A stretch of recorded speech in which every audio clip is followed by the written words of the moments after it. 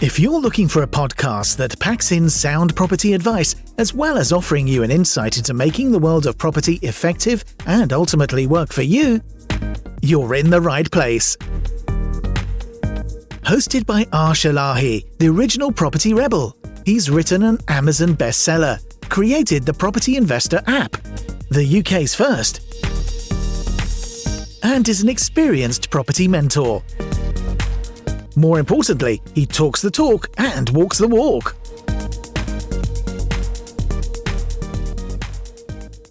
Hi everyone, welcome to another episode of The Property Rebel with your host Arsh Ellahi. And today we're going to be discussing a topic which has been doing the rounds for years and years and years within property investors. So we're going to be talking about what's the best way to purchase a property and which mortgage type should you be taking. Should you be looking at the interest only option, or should you be going down the route of taking capital repayment mortgage? And we'll look through the different angles, and I'll also give you my personal opinion as to what I do with my property portfolio. Now, one thing I will say is that everything that I say today is not deemed as financial advice. This is my personal opinion and this is what has worked for me. So if you are thinking about investing, I would seriously suggest that you speak to an IFA, independent financial advisor, or a mortgage broker who can give you the correct advice according to you and your circumstances. So that's the disclaimer out the way. So give you a bit of a background. So I've got quite a few tenants, got pretty much about 1,100 tenants, which is spread just over the best part of 100 odd properties. So I've taken out a few mortgages, and as you can appreciate, I've had to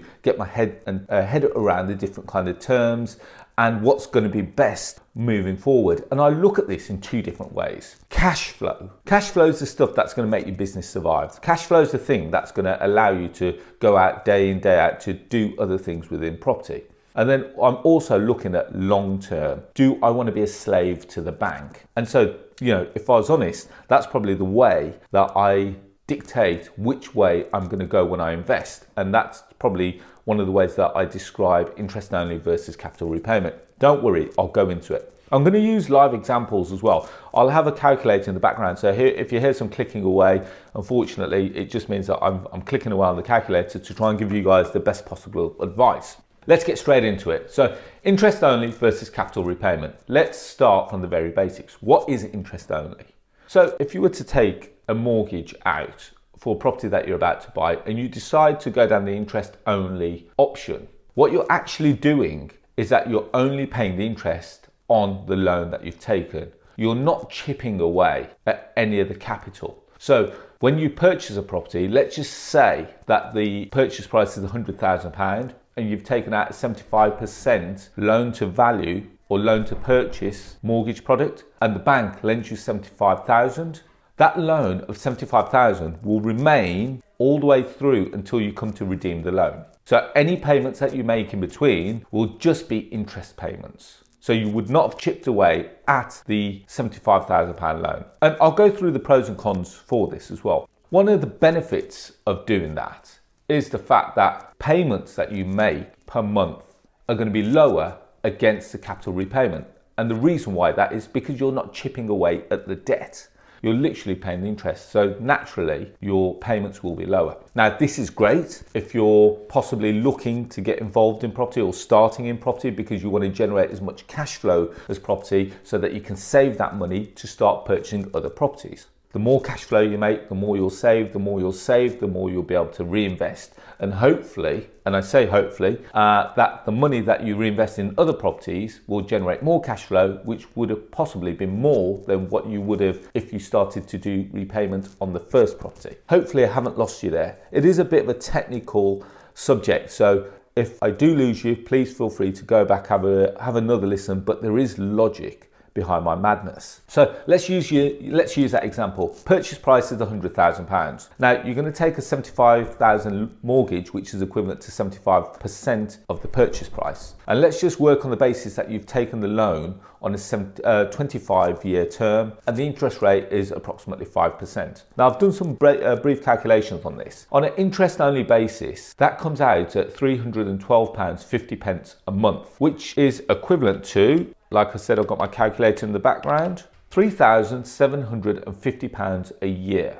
Now, if you times that by the 25 years which you're taking the mortgage term on, If you were to keep the property for the whole 25 years, over the 25-year period, you would have paid £93,750 in interest payments alone. Plus, you still have the original £75,000 debt which you took on when you purchased the property. When you calculate all that, so when you calculate the capital payment, the interest payments that you've just made, plus the loan, for that £75,000 loan, or that property in essence would have cost you £168,750. So that's the grand total that you would have paid back, £168,750. That's a lot of money. But however, remember, this is something that over a 25-year period. What would have happened within that 25 years? I'm hoping that the property would have increased in value. I'm hoping it would have made you a lot of money and a lot of cash flow, which has allowed you to go off and start building a property portfolio. You know, previous to,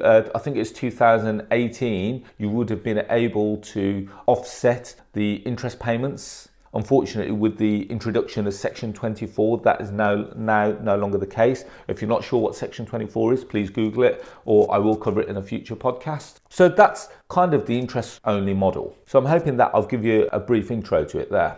Now, the capital repayment model is very much a case of, if you think of the term repayment, you're repaying the loan. You're chipping away at the debt. Now, the way that I see this is that it's pretty much like having a piggy bank. Every month you make a payment and part of that payment goes into the piggy bank. And the reason why I say that, or let's make it even simpler. Just imagine you've got two jam jars right in front of you. Now, when you make a capital repayment, part of that payment will go and pay off some of the interest, because let's face it, the banks want you to pay a bit of interest because that's how they make their money. So part of the payment goes into the interest pot. The other part of it goes into the capital repayment pot, and every month you start to chip away at the debt. Now, I will say that for the first year, you probably won't chip away at any of the debt, because what the bank wants you to do is start to pay off some of the interest first, because obviously that's where they make their money. Now, using the same example, the purchase price is £100,000. If you take a 75% mortgage, which is £75,000, over a term of 25 years at a rate at 5%. The repayments will be £438.44 a month. And if I times that a year, £438.44, if you times that by 12, that gives you a yearly payment of £5,261.28. And if you times that by the 25-year period, it's £131,532. Now, let's compare the two, because yes, the capital repayment is approximately £125 more expensive, but that £125 is also going back into the kitty. So you're reinvesting it back into that property. Now, I'm going to say here that I'm going to give you a bit of a story about my background. And one of the things that I did is back in the year 2000, when I started investing, I heard a lot of people saying, well, let's start with the interest only model.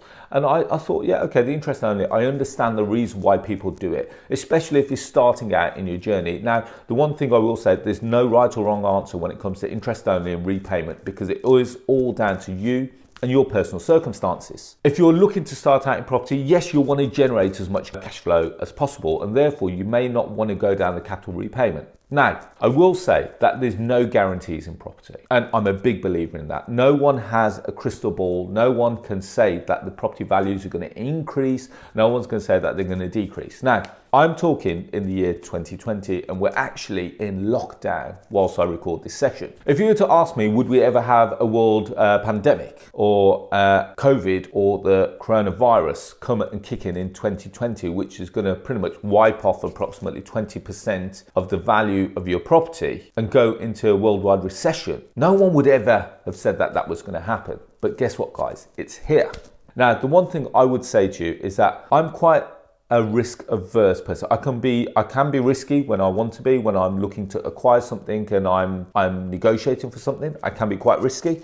However, when it comes to my long term, I'll go through the two parts in a second, short-term thinking and long-term thinking. When it comes to my long-term, I'm very risk averse. Now, going back to 2000 to 2008, I've seen some good times, which is the boom. I've seen the bad times, which is a bust, and I'm there back to tell the tale. So I actually wrote about this in my book called Boom, Bust and Back Again, available on Amazon. And by the way, that's not a plug. So I started buying properties and I took them on interest only. And what I found is that in 2007, 2008, when the market crashed, is that a lot of the properties that I had were pretty much quite heavily geared. Let's just use an example. I bought a property for £100,000 back in 2004, 2005.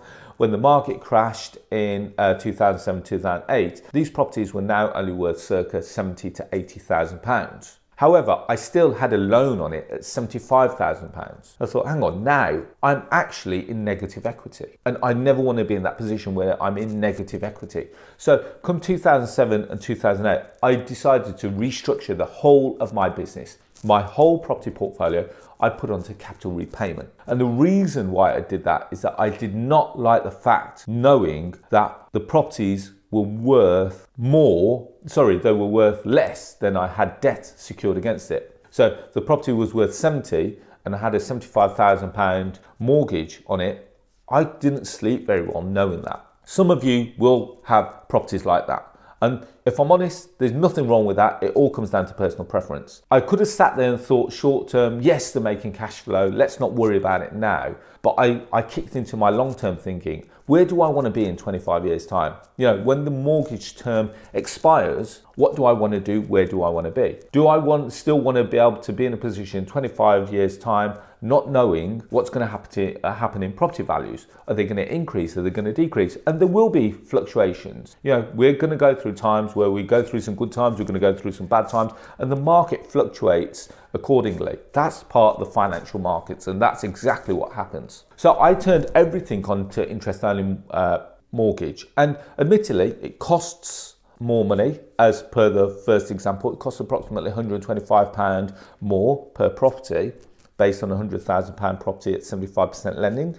However, I've got the certainty in knowing that every month I'm chipping away at the debt. So come 25 years later, I will be in a position where the whole portfolio is completely debt-free. Now, there are pros and cons to that. One of the massive pros is that I'm no longer the slave to the bank. And I love saying that. Come 25 years, I can say to the bank, here's your money, you lent it me, I've gave it you back. I can do with these properties as I wish. Whilst the bank have a lending over that property, they have a say as to what you can and cannot do with it. And, you know, hopefully you agree with that. Whilst at the end of that, with the capital repayment, I'm chipping away at it. So regardless of what happens in the financial markets, if it increases, believe it or not, I'm better off because I've now got more equity in the property. If the properties take a dip, I'm still quite secure. So as it stands today, 2020, I'm leveraged. I've gone from 75% debt. I'm now actually at around 50% debt. And my aim, believe it or not, I've got a goal that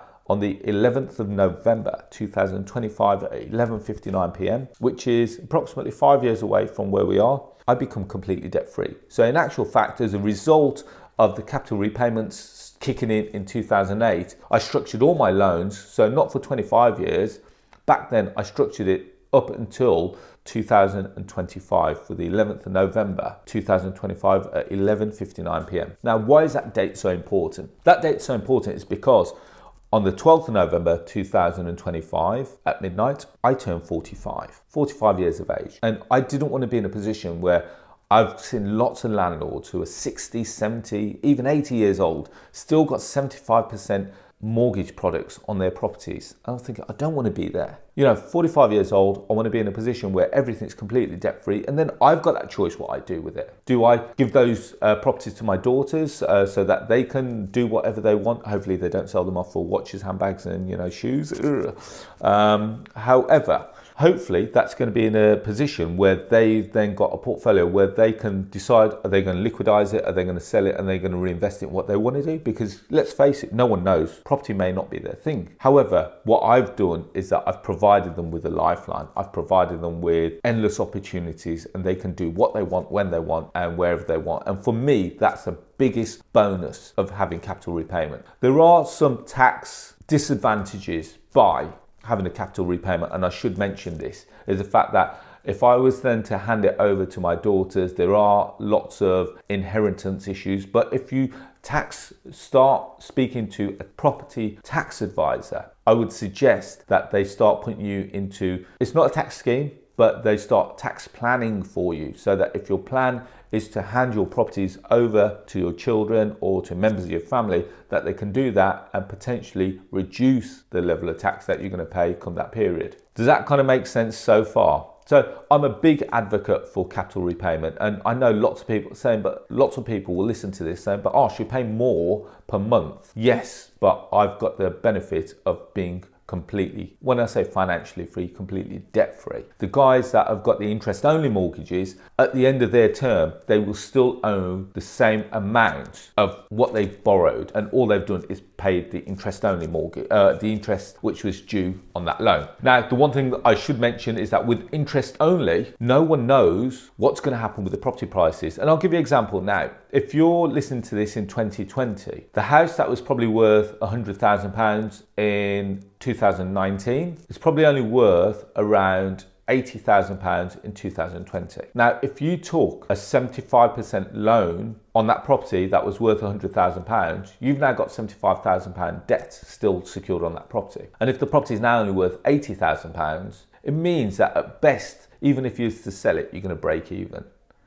In some scenarios, if you've refinanced somewhere along the line, and I'll talk about refinancing in future podcasts, you will see that we've come across so many investors, so many homeowners, so many landlords that are actually in negative equity. When we talk about negative equity, it means that the loan is greater than the property value. So even if you wanted to sell the property, you can't, because you owe more to the bank than the property's worth, which means that you're going to do one or two things. You've got to literally hand the keys back to the bank and say, sorry, this is no longer working for me. But let's face it, they'll still probably chase you for the amount which is due. So let's just say that the house is now worth £80,000 and you've got a debt on it of £80,000. If the mortgage company go off and then have to repossess that property and put it on the open market, if they sell it for £75,000, because there's been a difference between what you borrowed and what they sold it for, they have the right to come and pursue you for that. The alternative option is that if you're still in negative equity, is the fact that you're just going to have to ride it out and potentially change it onto a capital repayment,